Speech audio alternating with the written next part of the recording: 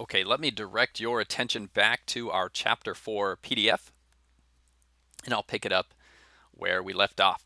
So we are now talking about the binomial distribution. This is the first special type of distribution that we study in the course, and so in the next few chapters, we'll be studying really for the entire rest of the course. Here and there, uh, we'll be studying special types of data distributions. So this is the first one we see. Okay, it says a binomial probability distribution results when a procedure meets one of these requirements. So we'll go through these four requirements that an experiment, if you will, procedure would have to fit in order to be called a binomial. So number one, there have to be a fixed number of trials. Okay, so I'll get to a couple examples here in a minute. All right, so fixed number of trials. Number two, the outcomes of the trials are independent. So the outcome of one does not influence the outcome of the next trial. Okay, number three, outcomes are classified into two categories, success and failure. And this is number three. This is where we get the name binomial, because any outcome will either be just one of two things. Either it's going to be what we call a success, what's defined to be a success, or it's going to be a failure. So just two possibilities. Number four, the probability of success or failure does not change in each trial. So from trial to trial, it's always the same probability of success and the same probability of failure. So let's look at just two really quick examples, a couple things that are very familiar to us that would fit the binomial distribution. So flipping a coin 5 times where a success is defined to be a head, flipping a head. Okay, so let's just go through those four categories, really quick to see if this fits. So are there a fixed number of trials? Right? Do we perform this procedure a fixed number of times? And well, yeah. How many? Well, in this case, it would be 5, right? Flipping a coin 5 times. So we do the experiment 5 times. That's fixed. Okay, it's not indefinite. We're not just going to keep flipping forever. You're going to do it exactly 5 times. Okay, are the outcomes independent? So yep, every time you flip a coin, that does not influence the following flip, right? Right. So there's no connection there. Okay, number three, are there two possible outcomes, success and failure? Well, yeah. So we'll say if a success is a head, then flipping a tail would be a failure. Okay, and the probability of success does not change in each trial. Yeah, so right, each time you flip, it's always 50% success, 50% failure odds, right? Okay, I got one more, and I find it important to give a second example. This one's with rolling a die, just to highlight one aspect that people can sometimes get hung up on. Rolling a die, a 6-sided die, 10 times, where success is rolling a 6. Okay, so are there a fixed number of trials? Well, yeah. How many trials are there going to be here? And 10. We're going to roll this die 10 times. Okay. The outcomes are independent. Yep, every time we roll the die and get a result, that has no influence on the next roll.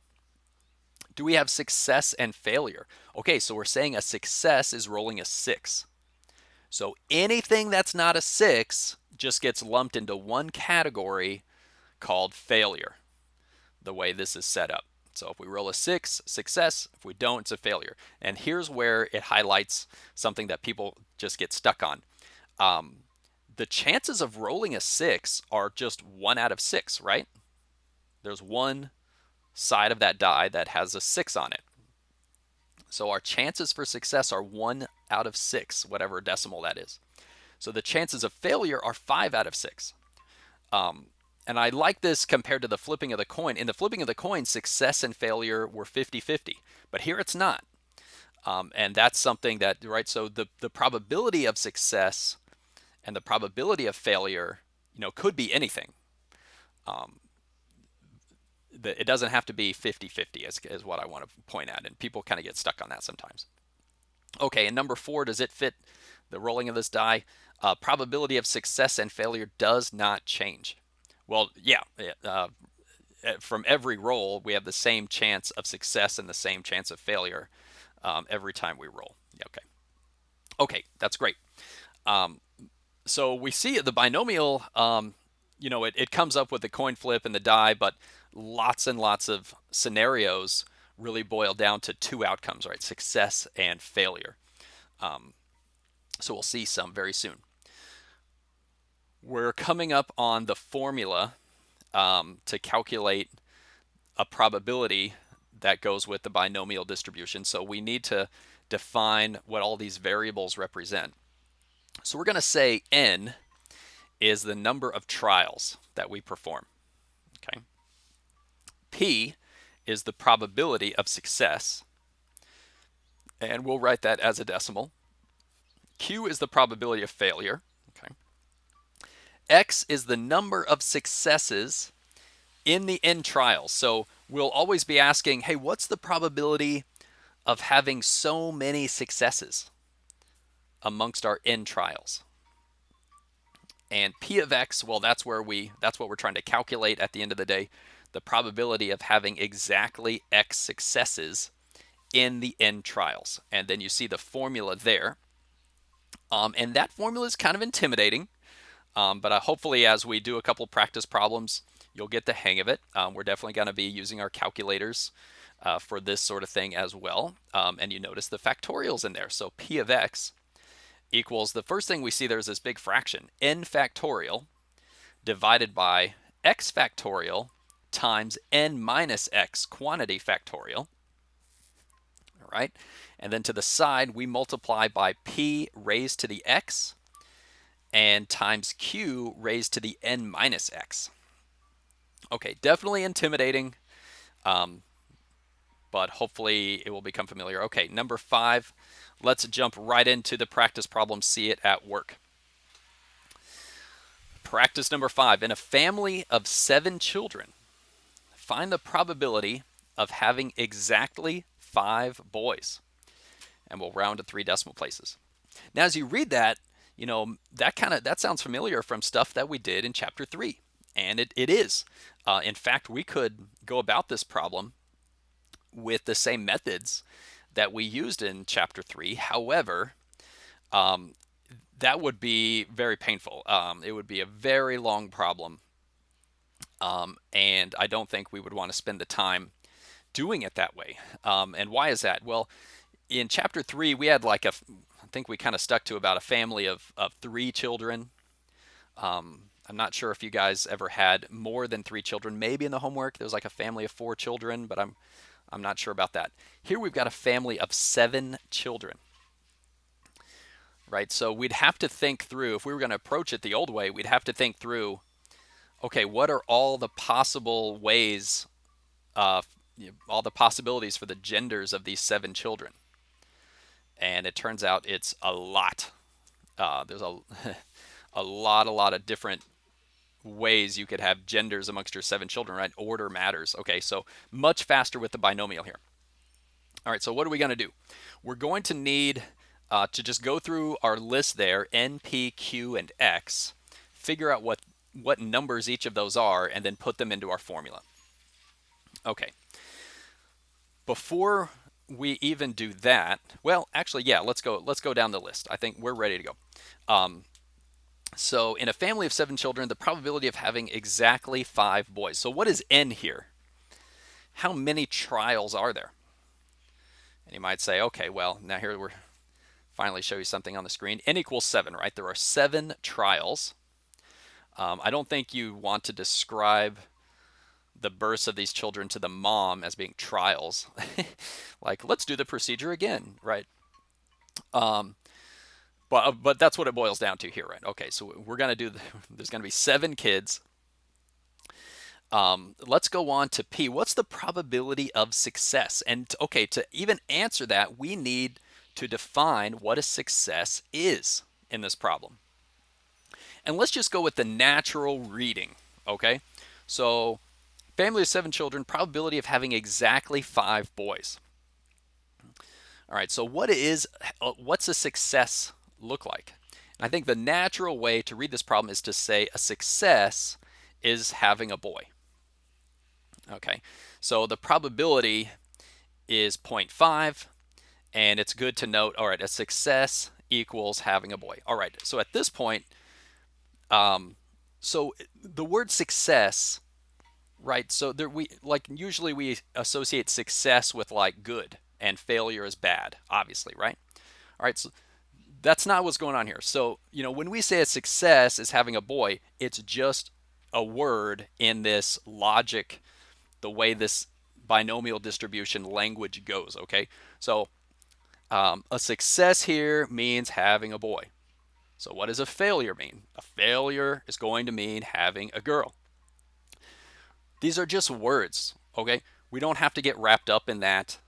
And, we get so offended by this sort of thing. It's just a name here. It's just a word that we use in the binomial. Somebody chose the word success hundreds of years ago to be, one of the outcomes of the binomial, and the failure. Okay, so here a success is having a boy and a failure is having a girl.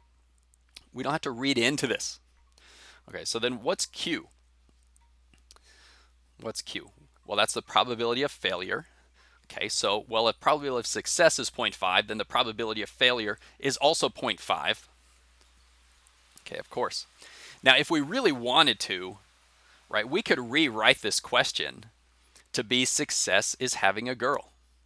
Right, that would be very easy to do, right? We're asked to find the probability of having exactly 5 boys. So it's natural to say a success is having a boy. But couldn't it be rephrased? Find the probability of having exactly 2 girls, right, out of the 7 kids. Wouldn't that be the same? And then it would be natural to say success is having a girl.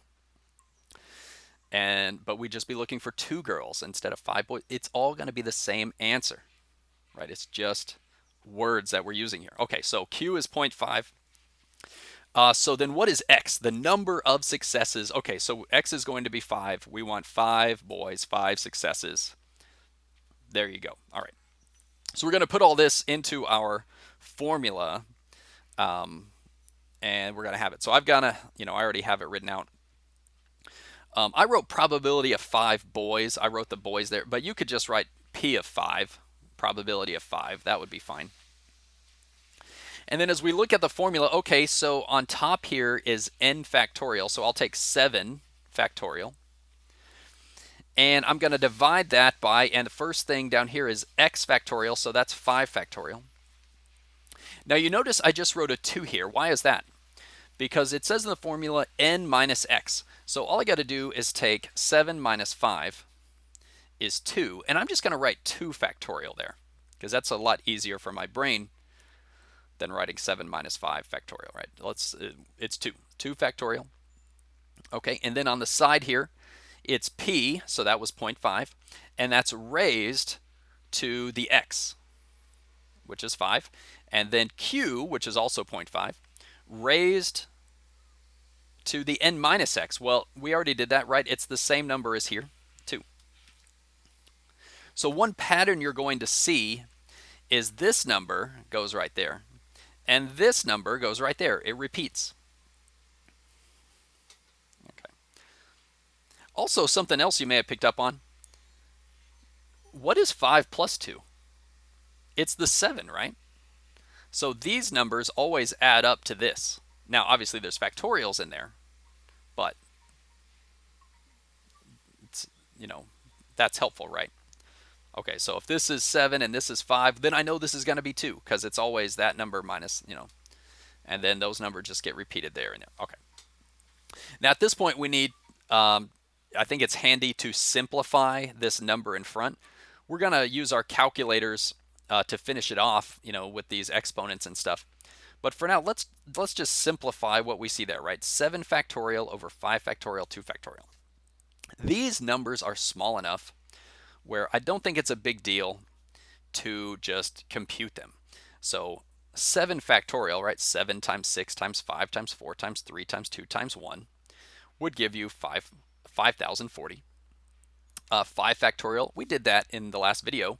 That gives you 120. And 2 factorial, well, 2 factorial is simply 2 times 1, so that's 2. Okay.